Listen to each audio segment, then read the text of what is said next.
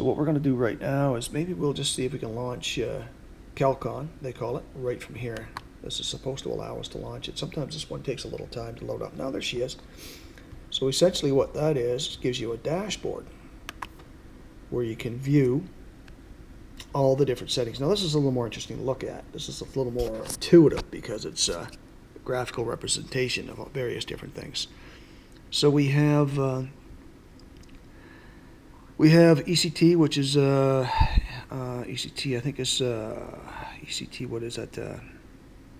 Engine or charge temperature or something like that. Temperature of, I think it's the air temperature, the temperature of the air that's being pulled into the car's intake manifold. There's a sensor on there that measures that temperature.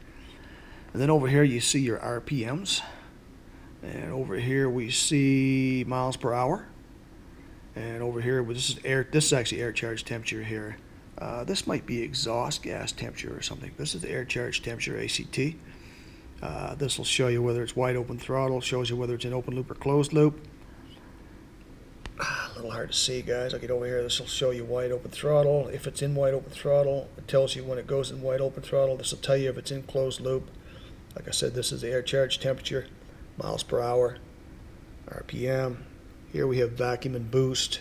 If you happen to have a turbocharger or supercharger or something on there, you can also see the boost.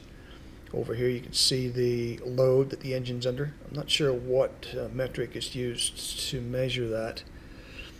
Here we have your timing, how much it's advanced or retarded. Shift hands here so I can give you a better view. So there's your, this guy right here is your, like I said, it's your timing. If you scroll down here, there's two of these, HEGO1 and HEGO2. That's your oxygen sensor readings. I do believe that's voltage. I'm not sure, but I think it's voltage. And it'll show you right now everything's right dead center green because we're not running the vehicle. We haven't got a file loaded that's been recorded. Down here we also have a throttle status.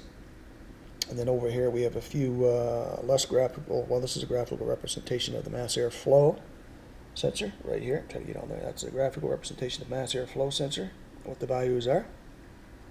And then we have some other ones down here that aren't graphical. We have MAF volts, mass airflow volts, your TPS, that's your throttle position sensor. Sorry, that's over here. The throttle position sensor, battery voltage, MAP, barometric pressure, the load.